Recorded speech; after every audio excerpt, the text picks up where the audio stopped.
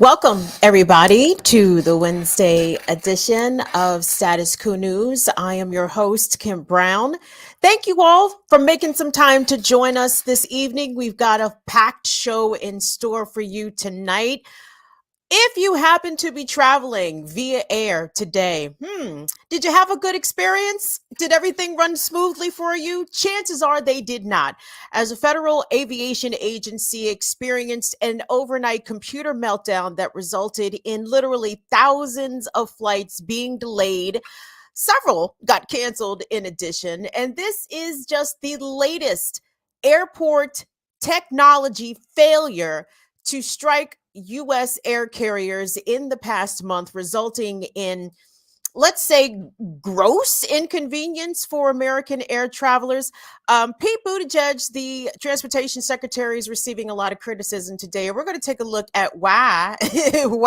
Why is Pete, the Secretary of Education, transportation, education, transportation, selling them shows? It doesn't. He's unqualified to do all, right? And they rhyme. So I see how I got that mixed up. However, American infrastructure is failing generally. And despite that, there is a Democrat in the White House. The status quo continues to occur with very little being done, despite the passing of Build Back Better.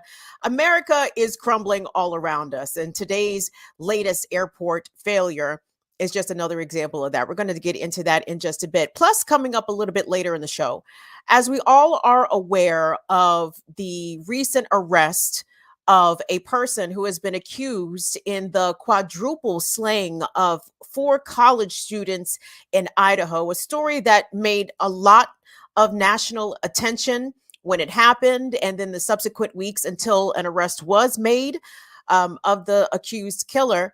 Yet, there was a 19-year-old student from the University of Buffalo at Amherst who back in October was stabbed to death in his dorm room.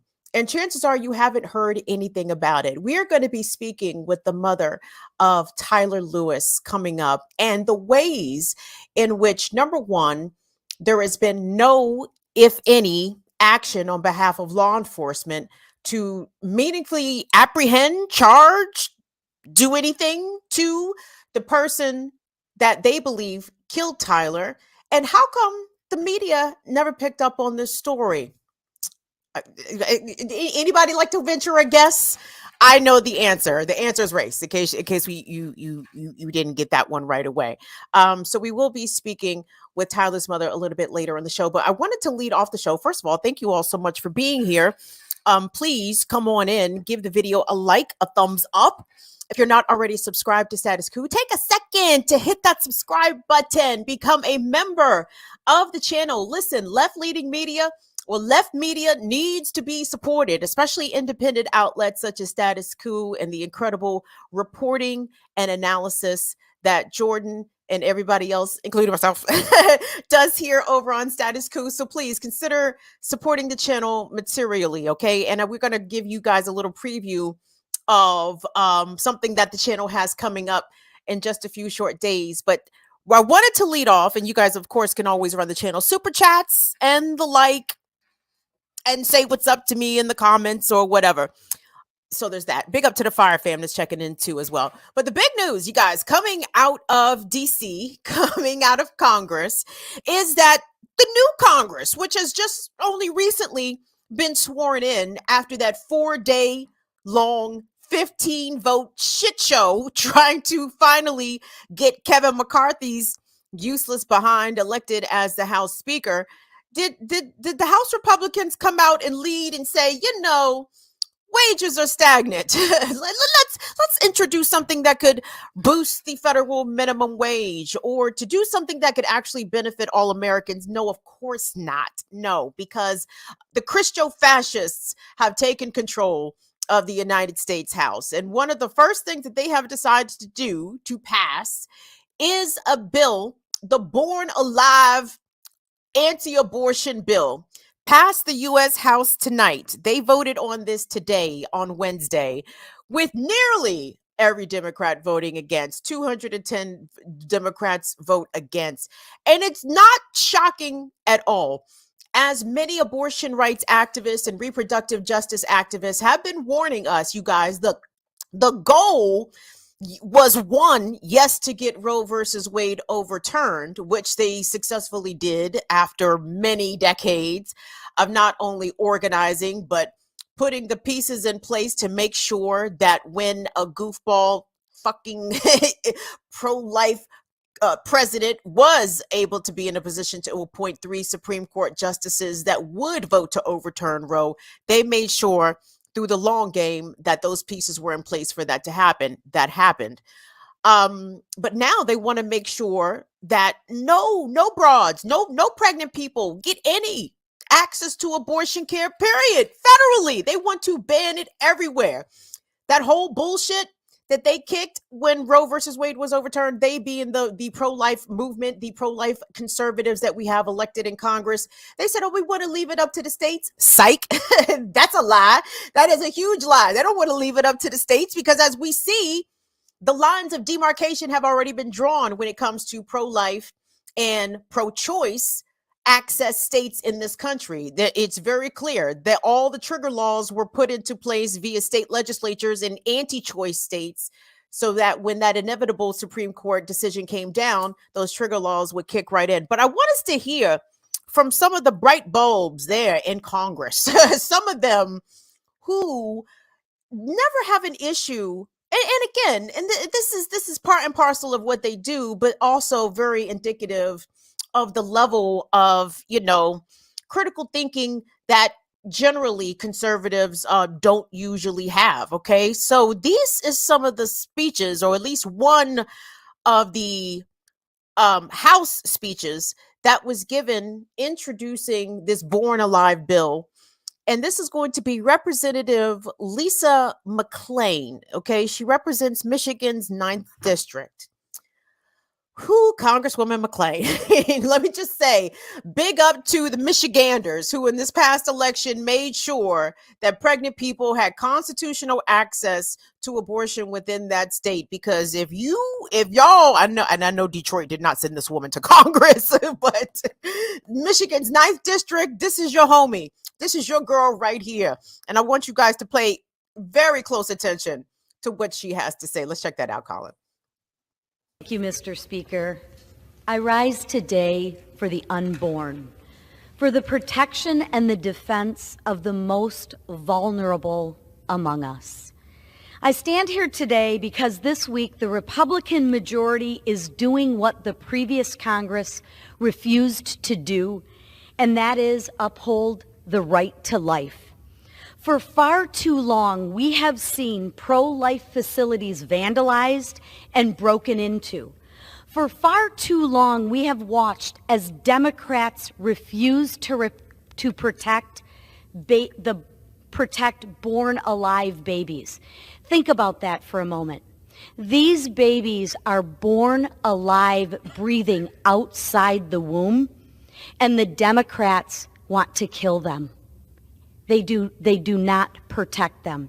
But this week, we right those wrongs and we defend life in America. It is well past time for the United States Congress, for this body to uphold the guarantees laid out in the Declaration of Independence, that we are endowed by our Creator with the unalienable right to life. And with that, Mr. Speaker, I yield back. The gentlelady yields.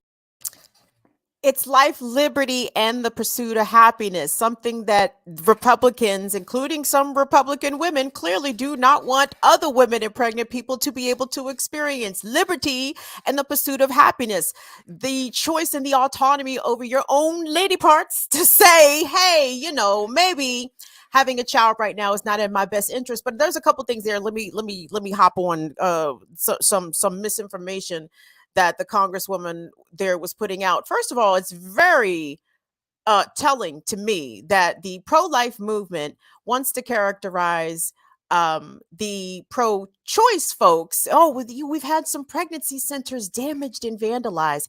Isn't it incredible how they very casually overlook 40 years worth of clinic bombings, worth of assassinations. The pro-life Christian fascist movement in America is a domestic terrorist movement. Okay, I don't think it's even overstepping by calling them domestic terrorist organizations, because what else do you call assassinating doctors and bombing abortion care clinics? That's terrorism, right? And make no mistake about it. And if some pregnancy centers potentially, I don't even know to what she's specifically referring, if some pregnancy centers happen to be vandalized, I don't think that those things are even close to being comparable. They are definitely talking apples and oranges there. The other thing, the framing, the phraseology here is going to be very important. This term born alive, I want you guys to think of that phrase born alive as basically a rebrand of partial birth abortions. And from what my understanding is, so when they were referring to children being quote unquote born alive, they're talking about kids who in utero potentially were diagnosed or found to have had grave birth defects. And if their mother or their carrying person lived in a place where abortion access is now illegal, you cannot terminate the pregnancy of a child that is not even going to survive very long outside of the womb. So they're talking about babies that more than likely are not going to live very long. They do not have a expectation of quality of life, not even to a month, not even to a year. These are children that are going to die very soon after they are delivered, okay? But now what the conservatives want to do, because clearly they hate women, all of this is based on misogyny. You have to hate people in order to force them to bear a child that they know in advance is not going to survive. So when they talk about born alive, that is, I think, one example to which they are referring, in which this misinformation is so gross. And despite the fact that this passed in the House, guys, we all know this is going nowhere in the Senate. We know Joe Biden stands no chance of passing such a bill into law. And I'm a little confused here, to be honest, because I thought George W. Bush, I thought W already did this in 2002. I thought there's already a federal statute on the books protecting quote unquote partial birth abortions or denying that. And that's the thing. These conservatives have a fundamental misunderstanding of a lot of things, including science, including medicine, including logic. And they are constantly trying to legislate their bullshit morality and trying to impose their bullshit morals, which we know are hyper hypocritical, right? Because for that lady to say that the Democrats don't care about life and they don't do this and they don't do that, America does not care about children. Would you like the evidence? Because there's a lot of it, okay? We have consistent, persistent mass shootings in this country in which children are murdered in their place of learning. I'm sorry, who does anything about that? No fucking body. That's right. We have places in this country where the water is not safe to consume. In fact, little known fact, even though I think it is widely known, you guys, most of the produce that we consume in this country are grown in soil that is contaminated with all kinds of metals. Remember the recent story about the baby food and the high levels of metals, arsenic, all kinds of stuff that is not good for the developing brain that are sold on the store shelves in this country, okay? Point, I need the evidence that shows me that America as a nation, forget the potential political parties, even though one political party definitely shows object hostility to children, and it's not the pro-life party. Okay, well, I'm sorry, it is the pro-life party. I said that backwards. It is the pro-life party. Republicans are outright hostile to kids, but I want to get back to that in just a moment. So hold on. So in addition to this bill passing the House today, a number of these bills have been passed state legislatures across the country. I even think Virginia's General Assembly just convened today. They were all sworn in, and there's already a pair of bills in the state legislature that have been introduced to attack the 15-week limit on abortions in Virginia. They want to make that even a shorter frame of time. But I want us to take a look, if we could, really quickly at this exchange that happened in Minnesota, in the Minnesota state legislature. Okay, so the first person, and shout out to Heartland Signal who posted this clip. The first person we're going to see is Minnesota State Senator Liske, Lieske, a Republican. And they are going to offer up an amendment why they're going to stop abortions of quote, a child in part who is part born alive. And the response we're going to hear is going to be from Minnesota State Senator Mann, who is a Democrat. And that they're going to be the second person speaking. And I want you to listen to how State Senator Mann just read this dummy down. Let's take a look at that, Colin. We have born alive individuals, and we must protect the born alive. In this case, a partial birth abortion, the child is in part born alive. Therefore, this amendment would merely remedy any possible language that would counteract that statement. This is a perfect example of why politicians should not be making medical decisions, is because we are literally making stuff up and writing laws about it at this exact moment. A child does not come out partway alive and then doctors kill it. That's not a thing. That's not a thing today. It's not a thing tomorrow. It's not a thing 10 years ago. It's not a thing. So for us to legislate things that don't exist in real life, again, perfect example of why politicians should not practice health care. And so I would recommend a no vote on this amendment, Madam Chair. Yeah. And there's a lot of this happening around the country, and for us to see it happen at the federal level, again, not a shocker, not the first time that we're going to see it. And it's definitely not going to be the last time, because these folks, the pro-life movement, to their credit, they are very well organized. They had the long game vision. They believed that this could happen, and they executed it, again, with some losses along the way, make no mistake, but the bigger picture was always in focus for them. It would be amazing if the left could organize in such a way. The problem is the left is not as well financed and as well resourced as those on the right, and that's not an accident.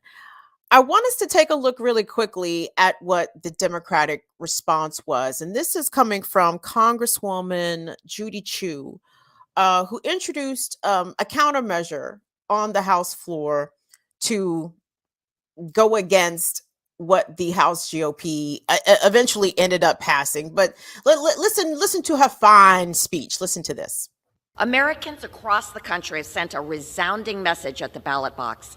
They support the right to access abortion and for people to have the basic freedom to make decisions about their own bodies with medical professionals and without the interference of extremist politicians. In every state where abortion was on the ballot, the American people called for freedom and bodily autonomy. And now, House Democrats' first action of the 118th Congress is to answer that call. If we defeat the previous question today, the House will take up my bill, the Women's Health Protection Act, which will guarantee abortion rights for everyone in every state. In the wake of the extremist Supreme Court's devastating decision last summer in Dobbs, Congress must stand up for the rights of every person to be able to make decisions about their own bodies and their own futures. House Democrats trust people, not politicians, to make decisions about their health and lives. I urge my colleagues to join me in defeating the previous question.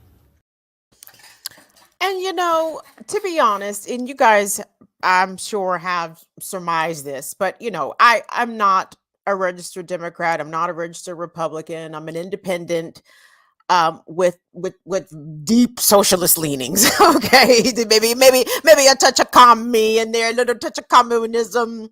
You know, I don't have anything against the anarchists, whatever. But abortion is pretty much the main issue, and maybe the only issue in which I agree fully with Democrats. But of course, Democrats being Democrats are a day late and a dollar short. What the fuck was this last year, man?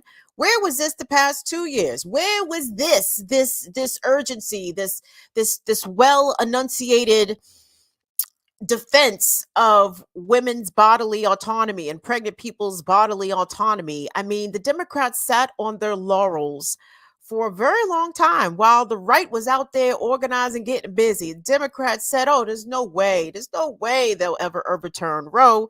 No way. Until no way became yesterday and became our today.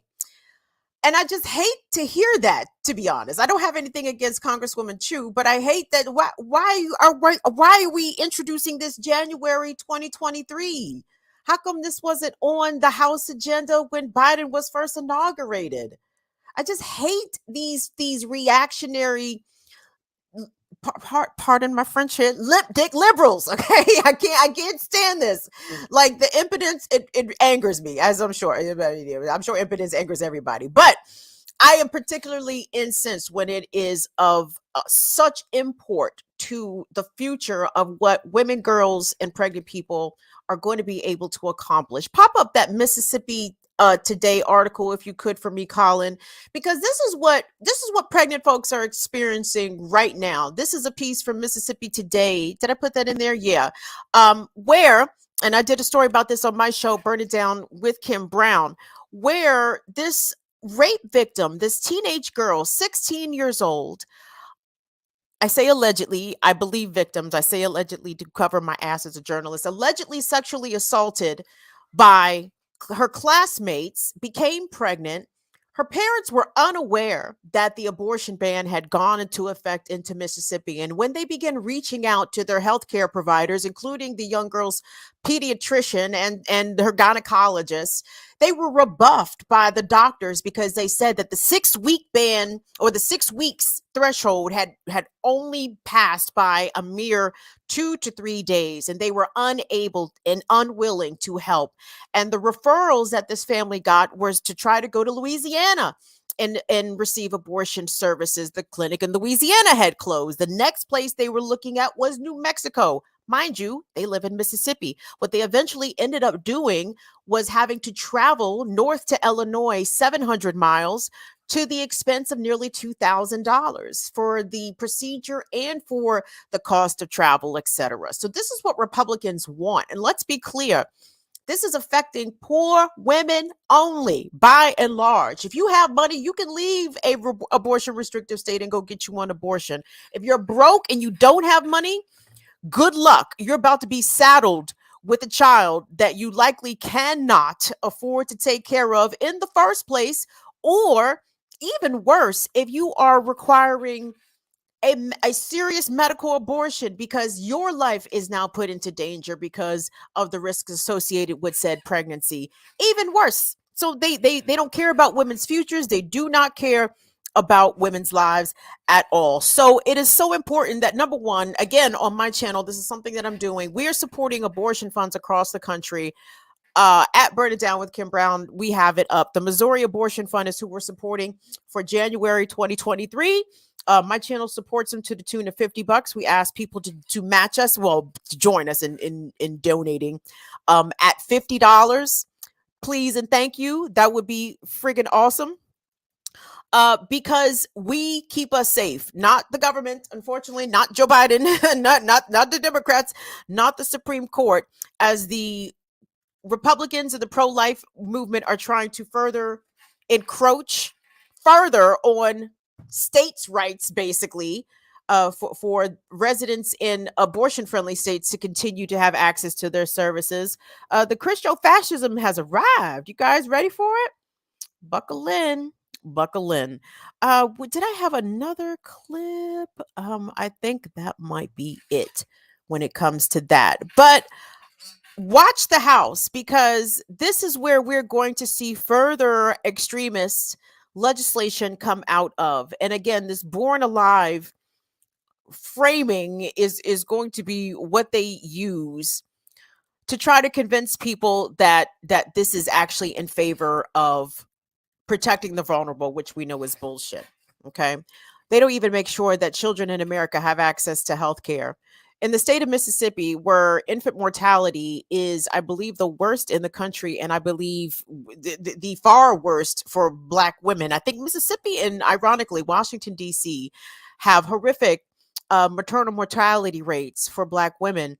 But in Mississippi, they refuse to even expand Medicaid. They want to do the Medicaid expansion. They're about to have nearly half of their hospitals closed because of lack of funding.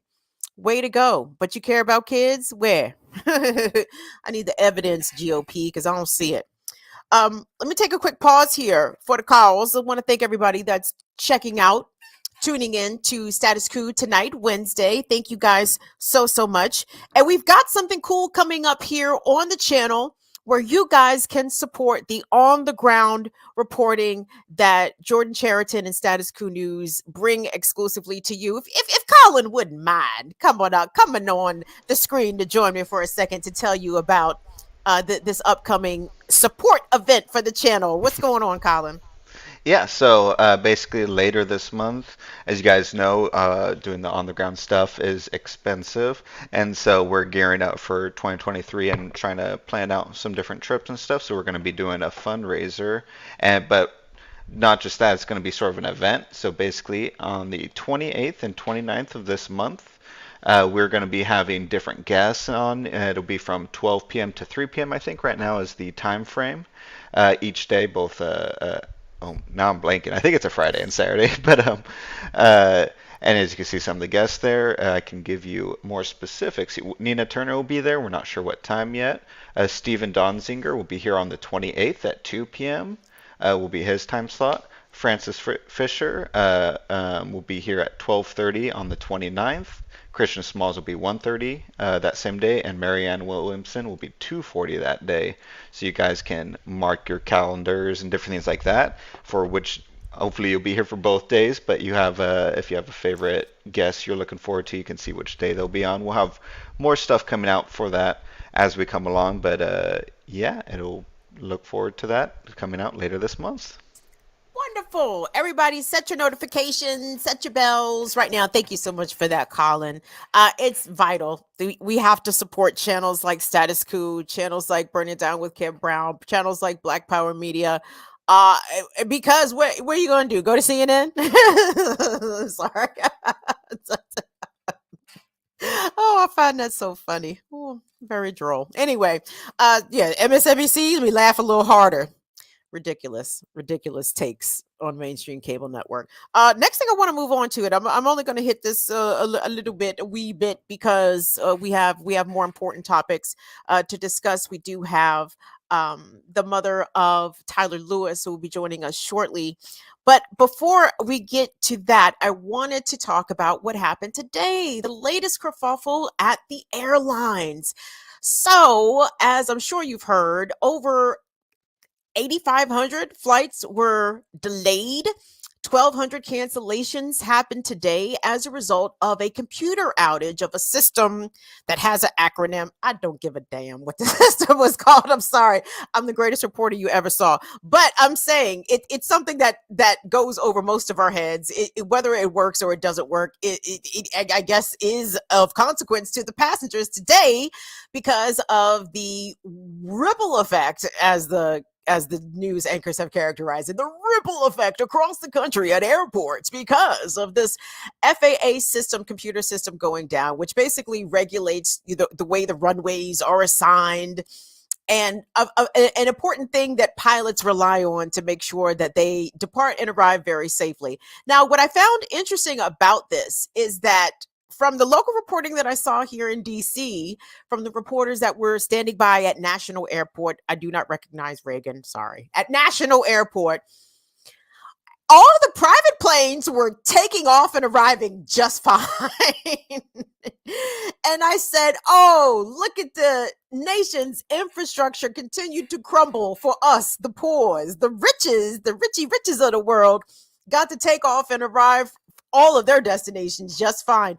And the local news media, was that there live at the airport, and you see private plane land, private plane take off. I said, wow, just right in our faces, huh? The 1%, it gets to carry on business as usual. But for the rest of the 99%, your flight is delayed and potentially canceled. And this is the second time in a month, less than a month, not even. The holidays were not even 2-3 weeks ago, where American air travelers had to experience tremendous inconvenience at at best, and just horrific displacement of long made plans, especially that happened to fall during the holiday season. And that was particularly attributed to one airline, Southwest Airlines.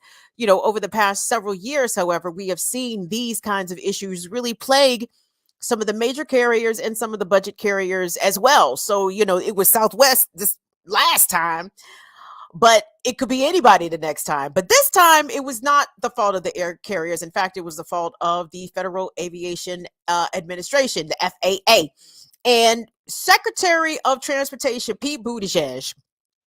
Now, Petey has had to come out here a bunch of times and try to put some bass in his voice to convey that he's very serious about his job as transportation secretary, as the American transport seems to be not only declining, but the services are worsening as passengers continue to pay more and are in fact getting less.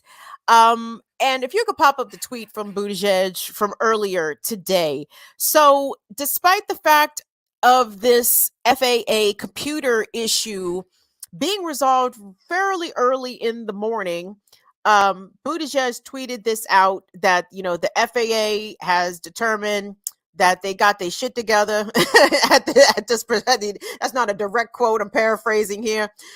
He tweeted that out a little bit before 9 a.m. But because of how the air systems work, obviously people catch flights starting from way before 9 o'clock. So it was something that the airlines are still trying to catch up with right now. But this is just one of many bad things that is going on with the American transportation. And even though Buttigieg per se was not overseeing the railroad strike negotiations, I don't know to what extent he was involved. I would imagine he should have been involved. But regardless, the Biden administration, of which Buttigieg is a part of, was responsible, along with the democratically at the time controlled Congress, for denying rail workers, union members, the right to a collective bargaining agreement. Right? They were denied the ability to get more than the no pay days off that Biden was very proud to have negotiated, of which my head, I think, is still hurting from Joe Biden taking a victory lap for, quote unquote, averting a rail strike. But in fact, he was there to kneecap the union members and the railroad workers. But this is just part and parcel of how the American infrastructure continues to decline. And not only that, but for reasons, there is like a refusal to upgrade into the 21st century. I feel as though people like Pete Buttigieg are obviously not qualified for the positions that they hold, for the start there. But it doesn't matter. They don't need to be specifically qualified, because what they are there to do is to maintain the status quo, right? And to put little band-aids on issues as they flare up, as they arise. But there is no widespread systemic overhaul / upgrade to the ways in which this plane system, this particular landing and runway system, booking system, tends to work, right? Same thing with Southwest and the airline industry as a whole. They were given all this money, in many billions, in pandemic bailout funds. Southwest decided to take its billions and redistribute it to its shareholders in buybacks and dividends, and all the ways in which rich people continue to redistribute the wealth to themselves, and didn't make any improvements to its infrastructure system, ergo the problem and the meltdown that we had. But that's not it. So there was a couple other things. If you could pop up, I think is it that Fox 2 Detroit? You guys, the infrastructure is falling down all around us, and America is not equipped. As we're seeing what's happening in California, Santa Barbara, Montecito, these 1% places that are dealing with the effects of climate change, in which all of our systems will eventually be dealing with climate change. But the upgrades and the retrofitting is not happening in a timely enough fashion, that the things that we are experiencing in terms of environment, and our resources and infrastructure are not just going to start to fail around us. I think it's a Fox 2 Detroit piece because late last summer, did you guys hear about this? There was a hexavalent chromium spill in the Huron River. Okay. And that's a problem for many reasons. Now, the issue is, did you know that in the state of Michigan, the companies who themselves create such spills are not responsible for cleaning up such spills? So who cleans up the spill? I guess eventually the Michigan Department of Environment will get around to it. But again, everybody's asleep at the switch. You understand? What was the other one I had up there, Colin? I'm sorry. In addition to that failing, we had the Keystone XL pipeline spill that happened just a couple of short weeks ago there in Kansas. I believe this happened actually on indigenous land. You know, everything is falling down. Things are rupturing, and I started off with Buttigieg, but this is really a deeper issue. In addition to transportation, really just all of our infrastructure is falling down. And the Democrats, again, are now going to be, I can't say further stymied by the Republican controlled House because the Democrats stymied the damn selves. They stymied the damn selves. Biden could have gotten the bigger meat of the Build Back Better infrastructure bill passed. But they're so busy capitulating to the right and to those who are basically the right, like Manchin and Sinema, that the business of the people and the advancing of this country to prepare us for the coming catastrophes that I can't even call them coming anymore. The arrived now back to back catastrophes that we are facing. Our infrastructure is not built to the task. However, you know what happened in the last budget pass when the Democrats passed the budget in December? To keep the government functioning, what was it? An additional $80 billion. A record level of spending went to the Pentagon. 850 billion is what they ended up getting on military stuff or on weaponry to kill people. America is a death cult. Do you understand? And so I can't even feign any sort of patriotism with y'all, because how can I be patriotic about a death cult? Riddle me this. We don't invest in the water. We don't invest in clean air. We invest in military weaponry. We invest in ways to kill people. We invest in ways to make sure that we sell bombs to our enemies. We invest in domestic urban preparedness for our law enforcement officers. When we talk about Cop City in Atlanta, they want to build the Cop City to run urban warfare drills on us. they not worried about fucking Cuba invading Atlanta. No, they want to run that shit on all you want to be lefty protesters out there that don't like police funding and don't like climate disasters and don't like when they tear down acres and acres of urban forest that needs to be protected. That's who all this cop funding is for. It's for against us. It's not to defend us against some sort of foreign enemy. I just want us to just be very intentional about when we ask for things, and specifically whom we ask it from. The organizing is going to come from people on the ground. It's going to come from established networks and those not even yet established. But please understand that we are about to be in a game. It's not even a game, really. It's truly for our own survival.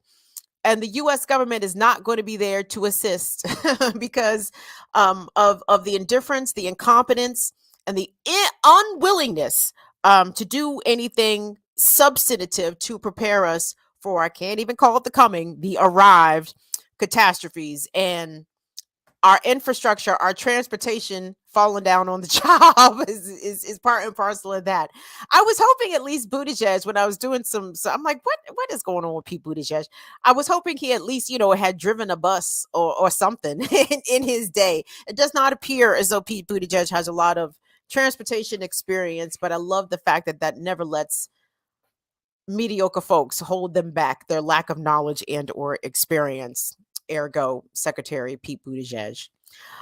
Taking a quick break right here. If we could, do me a favor, smash the like button on the video. We appreciate you guys coming out. Hold on. Let me dip back in here into the chat and see what's going on.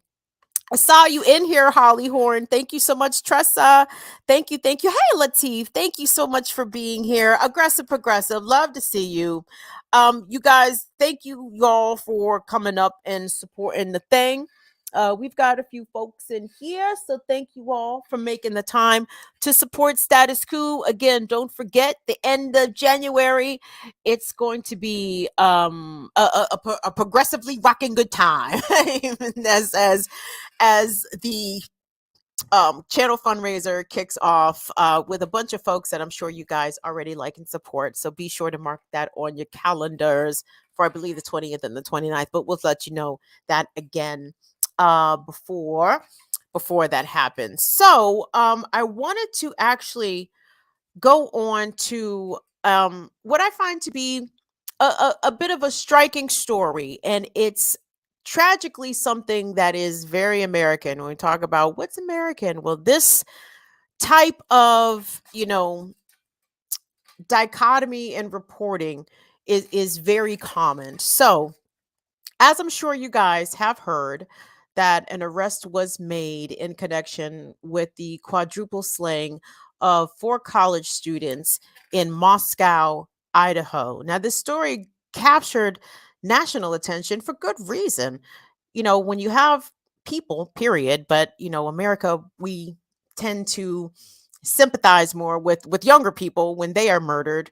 And that's science, by the way. I think it was the Columbia School of Journalism or the Columbia Journalism Review did a media like sympathy rating system, and they found that the people that receive the most sympathetic coverage and the most coverage when either they go missing or murdered usually are younger and white and usually female.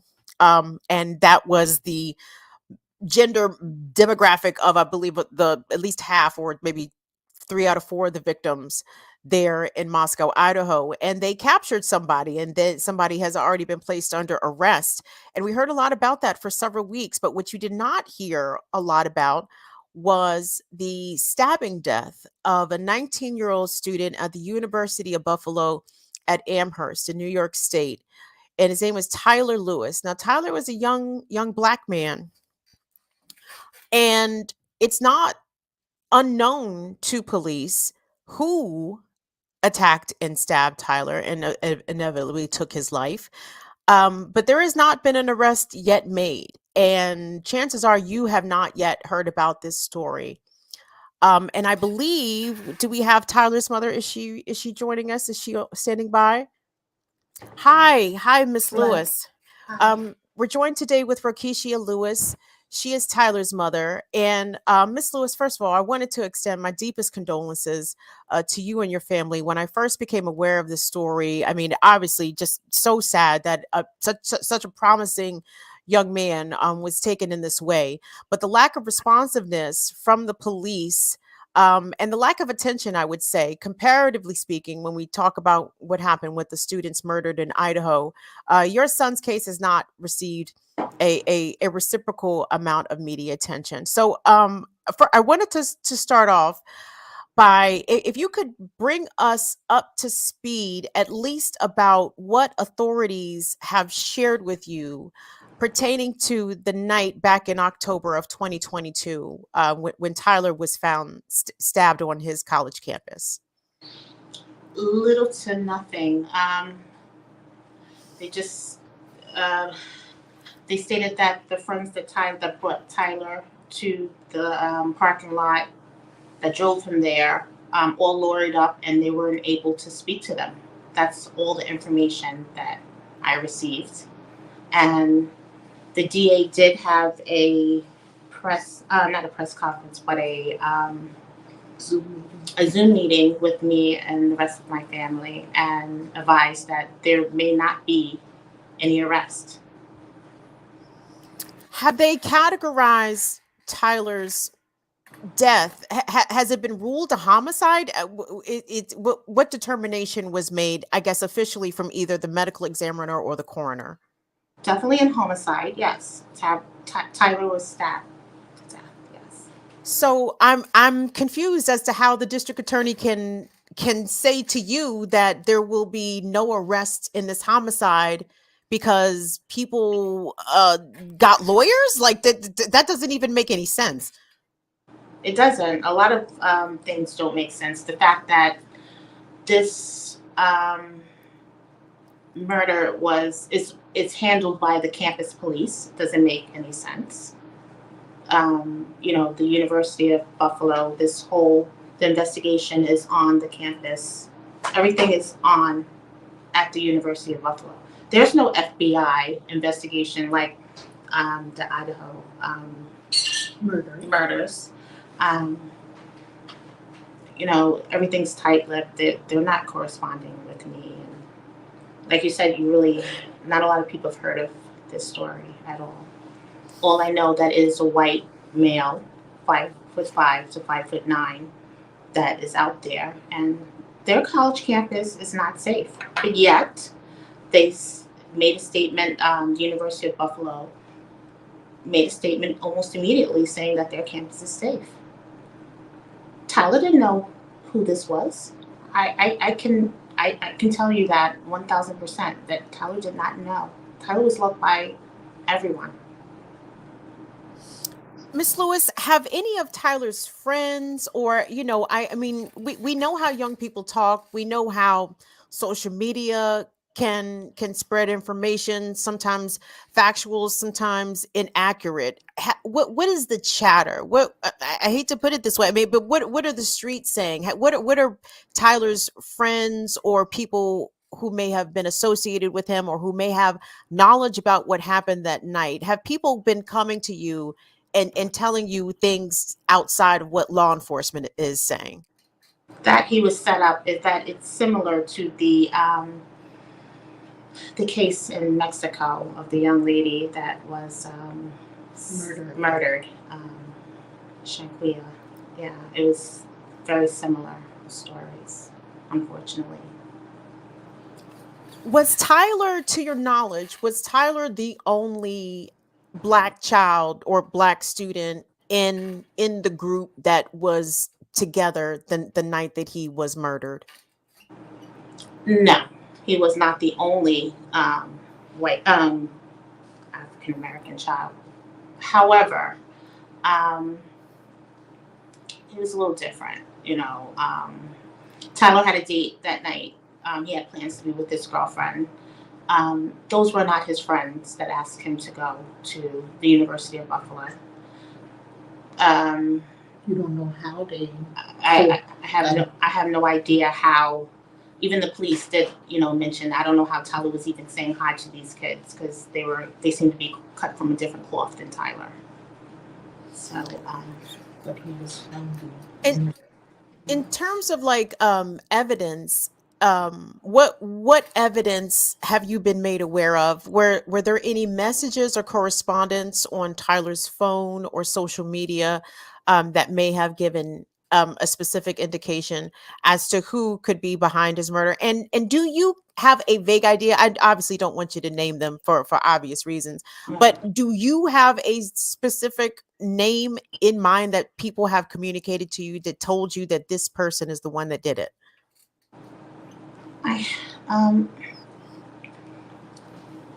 No, I don't. I can't really tell you at this point. No. Okay. So, in terms of the investigation, so you said that everything so far has been limited to the campus police, which again, when we're talking about a homicide, is absolutely mind blowing that a college campus police department would be tasked with such an in-depth and vigorous investigation. Yes. Are you in Erie County, or what is the outer jurisdiction as to where this campus is located? And have the state attorney general? I feel as though that obviously bigger parties in here need to be involved, because clearly what's happening at the University of Buffalo at Amherst, the ball is very obviously being dropped here. Yes, it has. It's disgusting. It's heartbreaking. I sent my child there, but we live in Long Island, Baldwin, Long Island, so who knew?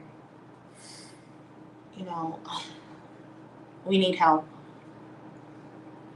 It seems, very political up there. No one's talking. Um, Everyone's closed mouth. It was very hard for us to find a lawyer that can even help us.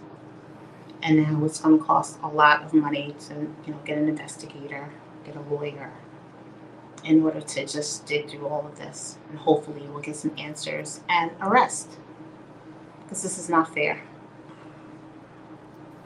Do you think that if there was more media attention on this, that the wheels of justice, as useless as I don't, as whatever my opinion is of the wheels of justice when it comes to justice for Black people in America, but the wheels of justice as a system as we know it, if there was more media scrutiny on this, do you think that you would be dealing with a different outcome rather than the stonewalling that you're receiving from both the police and the prosecutors?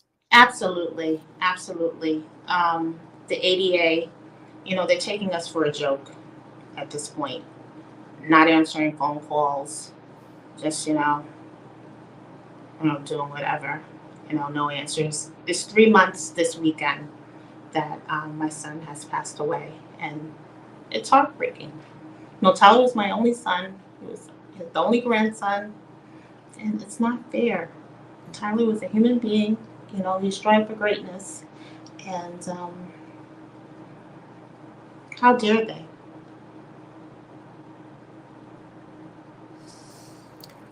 Comparing the way in which the murder of the students in Idaho was covered nationally, and even you said likely because of all the coverage, that may have been one of the reasons that the FBI decided to get involved. But there was a lot of law enforcement agencies working to solve that crime, and the disparities is, very clearly break down along race, and to me, not only Tyler's race, but the race of the alleged perpetrator. And we see the ways in which whiteness is coddled, it's softened. For example, up in Buffalo, where the Buffalo supermarket shooter tragically murdered 10 black people just minding their business. I didn't see a lot of coverage about the family. I didn't see a lot of coverage about the family in which this young man came from. I didn't hear a lot of questions about where are the fathers. You know what I mean? So comparative, Tyler is a Black child.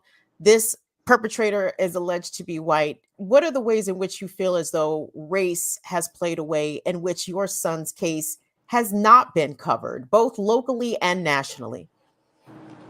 Where's the sketch? Someone saw something.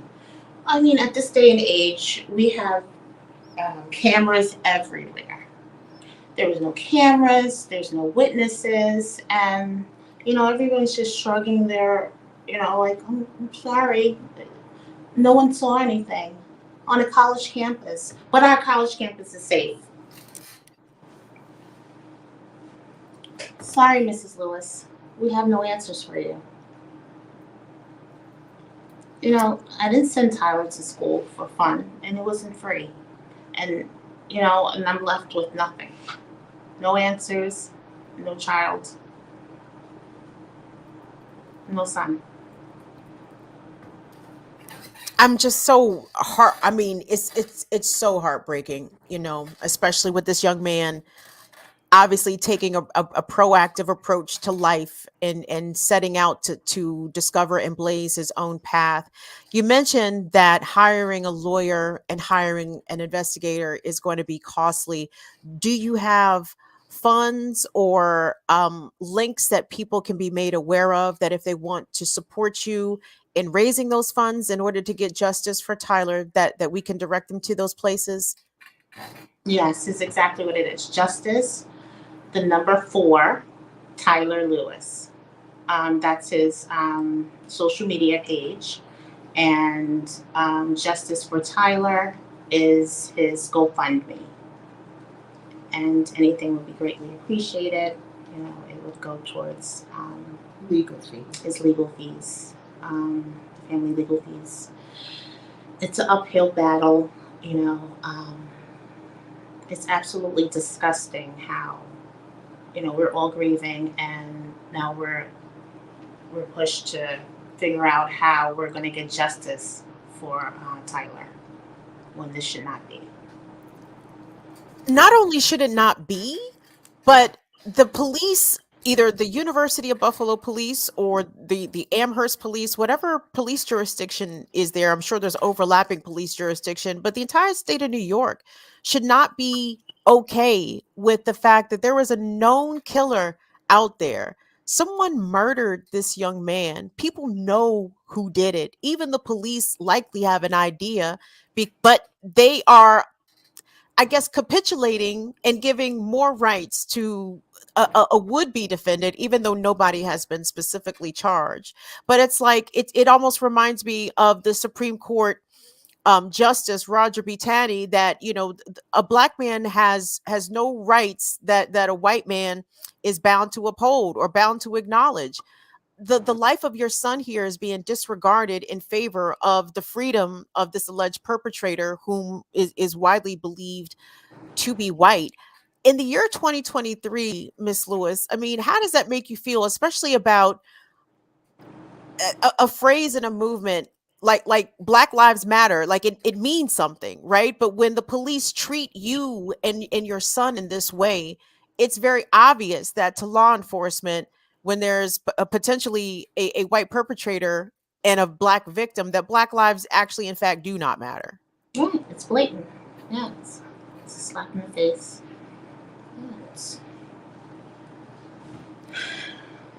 every day for the last 3 months, every second, no phone calls.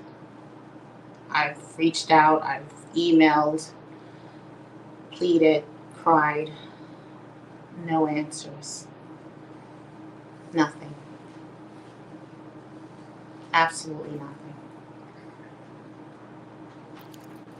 Well, Miss Lewis, who can we email and call?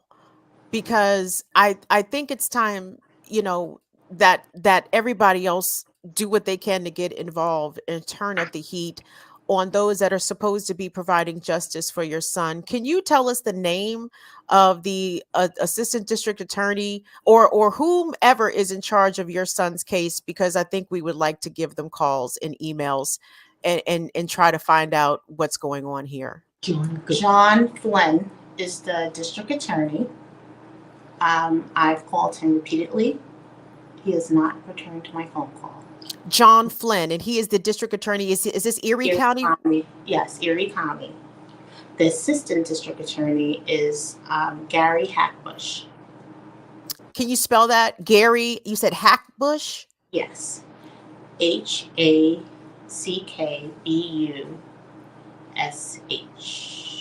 Yeah, Gary Hackbush. Assistant district attorney at Erie County in New York. Yes.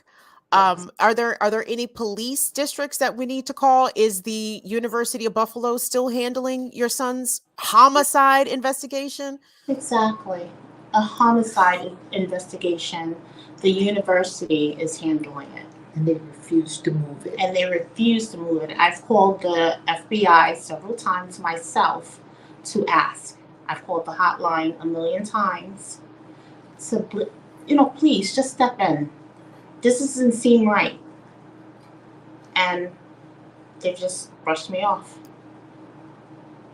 They wouldn't even give me like a number, like even just like, you know, pacify me. Say, okay, you know, here's a number, a complaint number, and maybe.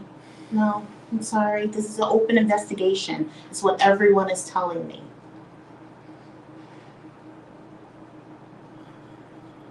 I'm sorry. I mean, I am dumbfounded at the arrogance, at the indifference, at the inconsideration in which you were being treated, Mrs. Lewis. And I'm sorry, and I'm assuming that's your mom with you there. And I'm so just deeply apologetic and so heartbroken that you have to experience this, not only the loss of Tyler, but the the abuse. I don't know how else to put this. This is abusive to you as a grieving mother, as a grieving family, Yeah. to put you off in this way, and it's so disrespectful, and I'm so sorry that you've had to experience this. Here she is. Now she wanted to talk.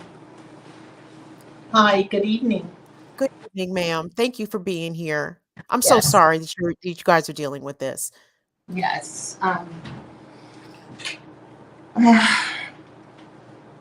Tyler was my only grandson, and I'm deeply shattered about his death.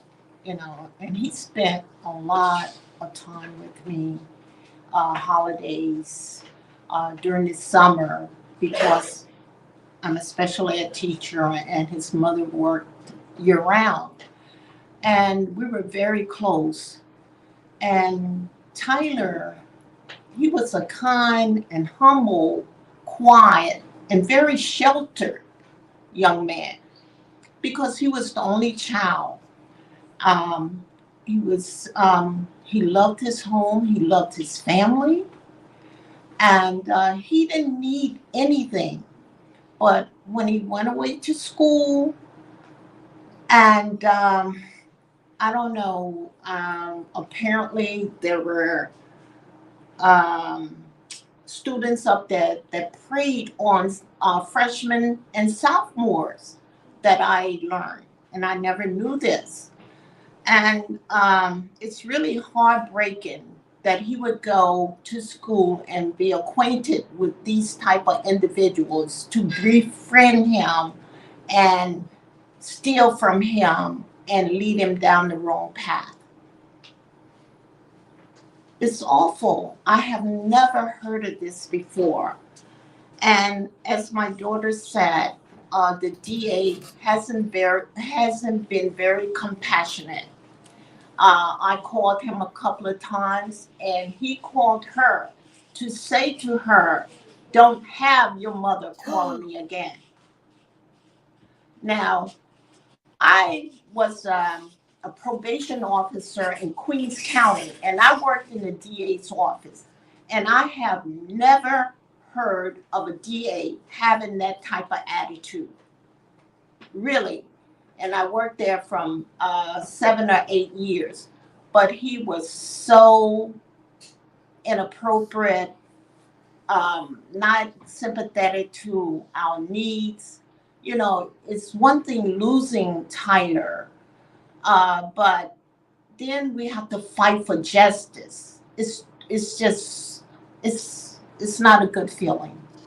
It's not a good I feeling. can imagine, and this is, to me, it's a harder fight than had Tyler been, number one, if Tyler had been killed by somebody else black, that person would already be in jail. So let's be clear about that. And I know you guys don't disagree with that, because that's just a fact. If Tyler had also been killed, let's say by police, it may have been a gradual discovery of whom the officer was, but it would have been found out eventually. It just seems that there's so much protection for the person who actually killed Tyler, that this is a harder road to hoe than if this were a cop, or if this were an instance in which he was killed by somebody else black. Absolutely. And after the first month, the detective was saying the same thing over and over again. We have some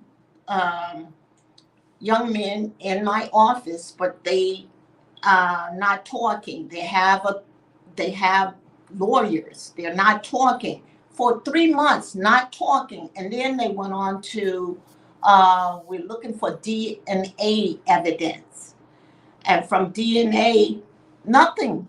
DNA is supposed to be taken at the crime scene, but at this point, it seemed like a botched investigation. They're covering something. I'm just really speechless about this. This is like a bad dream. I can imagine. And when I became acquainted with Tyler's case, I thought about the young man in Western Pennsylvania, Peter Spencer. who was found murdered after going on a camping trip with some of his co-workers. Though no charges were filed in that case. And then there was another case in Georgia. A young lady, I think her name was Tamia Horsford, again, out with friends, a lot of them different race than she, and she ended up dead and no one was held accountable. Could you give the GoFundMe information again, ladies, please, so everybody who's watching Status Coup now and who will watch this later on can know where to direct their material support? And again, could you give us the names one more time Okay. of the people in charge who we need to light up their phones and light up their email boxes and ask them what is the delay in getting justice for Tyler Lewis? Okay, I'll have my son come on now. Can you turn that off? Hello, how are you doing today? I'm well. Thank you So for I'm joining Tyler's us. uncle. My name is Ryan Trollinger. Hi, Ryan. What did you want to add? So really the need here, we need to get national attention for Tyler's case. As you had mentioned with several other cases here, they've all got national attention, from the Idaho to the young lady that died in Mexico at her friend's, her friend's hands. We really need more attention, national attention. MSNBC, CNBC.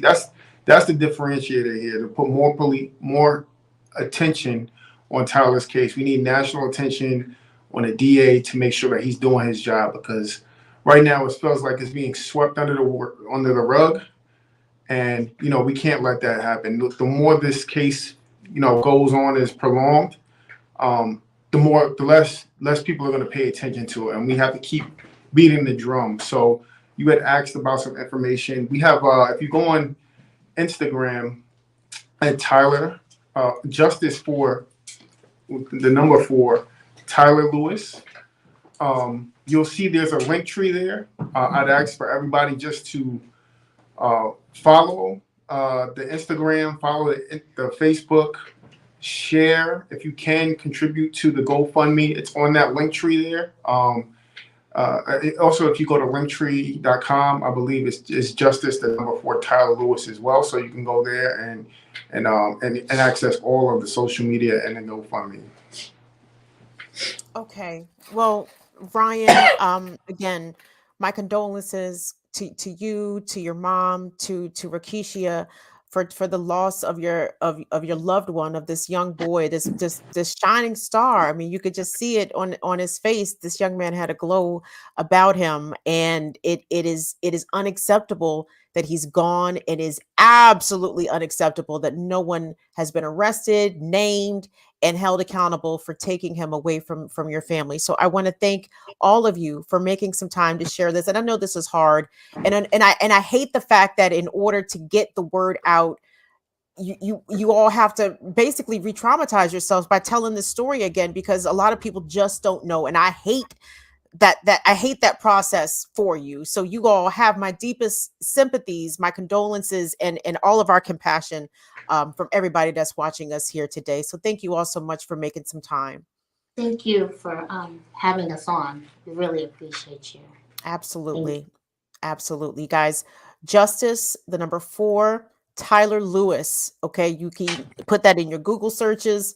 Go to the GoFundMes, to the link trees. It is important that we turn up the amplification on this young man's story. And I'm going to be sending some emails. It's closed of business now in Erie County. It will not be closed of business tomorrow morning. And people need to start answering their phones, and we're seeing their email boxes get flooded with questions about why is there a known killer, to be on the loose while this young man is no longer with his family. If All you right. get any responses, would you please let us know? Absolutely. And I'm very certain that Jordan will probably include this information on this episode, so people who come back and watch this later, they'll be able to find that information and have it easily accessible. Thank you. Thank you all. Thank you, guys. So status community, that is going to be our time. Let me run back here to the chat really quickly, to just thank everybody for hanging out tonight. I know sometimes the stories that we tell, like Tyler's, can be difficult, but it's important that you know that these things happen. It's important that you understand that the ways in which the families of murder victims are treated by law enforcement. I don't say abolish and defund the police for nothing. The police do not keep us safe. Police did not keep Tyler safe. The police are not investigating to rid the streets of a known murderer. They're not doing it. They don't give a fuck. And the reason that they don't is because Tyler is a black child. He is a black teen out here, and his life to them matters less. His life to us means everything, just like his family. Okay. So, in the ways that we can, we are going to put the press on these people at Erie County. All right. Erie County, New York, the district attorney, the assistant district attorney, and the University of Buffalo at Amherst Campus Police, who are tasked with this homicide investigation. I absolutely cannot. So, be looking for the links on this episode description after everything concludes. Colin, would you mind hopping on here one more time with me to let people know about how they can support Status Coup? It's a new year, new coup, new year, new coup. Colin. Yeah, we'll be having like we had mentioned earlier, if you missed it, at the end of this month, the 20th and 29th, we'll be doing a 2-day sort of big extravaganza to raise money for our on-the-ground reporting. As you guys know, that's extremely expensive for us to be on the ground covering these stories, different things like that. We have some plans right now in the next couple weeks for some on-the-ground stories we'll be covering, and so to help bring that in for 2023 and to fund those stories, and we're going to be having this sort of extravaganza. And right now, we had mentioned Nina Turner, Stephen Donziger, Christian Smalls, Marianne Williamson are all going to be here. Jordan will be there hosting it all, and we'll have more guests and stuff we'll be announcing as the month goes on. It's like the Golden Globes, but for the left. No, you guys. Yeah. So big up to Jordan. Big up to everybody here that covers stories on Status Coup. It's very important to support this channel, because the stories that Status Coup is able to bring, other outlets are not going to either bring them at all or not bring them in the same meaningful way. So we need to support left media as much as we can. And you can support me as well. Go to my channel, Burn It Down with Kim Brown. My shows are every Tuesday and Friday at 7 p.m. This Friday, we will be debuting another installment of Kim's Lost Tapes. I have interviewed some people out here, and this Lost Tapes installment is going to be with comedian Ralphie May, who has been passed away now for 5 years. If you don't know Ralphie May, you need to get on YouTube and all the good things and discover Ralphie May. And I asked Ralphie May a very important question. I said, "Hey, Ralphie, how are you a white comic out here using the N-word very freely?" And this is, you'll want to tune into the response that Ralphie gave me. I think this was back in 2012 or 2011, so it's been a while. But fans of Ralphie May would probably love it. And if you're a fan of mine, tune in Friday, 7 p.m. for another installment of Kim's Lost Tapes on Burn It Down with Kim Brown. And you can also catch me Tuesday, Wednesday, Thursday mornings on the Remix Morning Show for Black Power Media. Please go over there and like and subscribe. On behalf of everybody at Status Coup, thank you so much to Jordan. Thank you so much to Colin behind the scenes pushing the buttons. Big up to all the people who checked us out. What's going on? Peace. Oberlin and what's going on, Michael? Appreciate you coming through. Thank you so much. A light bot. I love to see y'all come through. Hey, Carpe Diem, what's going on? I know you. What's up, Ray J? What's going on? Thank you guys so much. Holly Horn, Donnie, Latif, thank you so much for y'all coming over here and watching. We'll see y'all. Well, I won't see y'all next Wednesday. I'm off next week. I have family stuff I have to do, but I'll be back later. So y'all take it easy. See you later. Bye-bye, y'all. Have a good one.